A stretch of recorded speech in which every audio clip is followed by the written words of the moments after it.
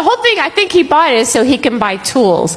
Oh my, he bought a $500 air compressor. Do you know what that is?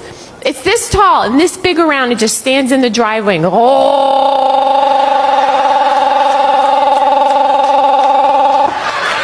It calls all the other husbands out of their houses.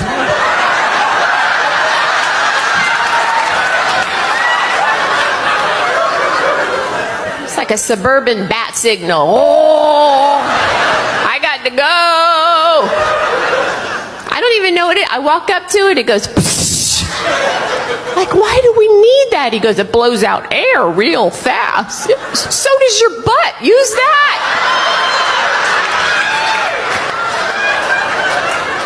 It's easy to turn on. Just pull your finger. Cheaper than a compressor. 99-cent chalupa would take care of the whole job.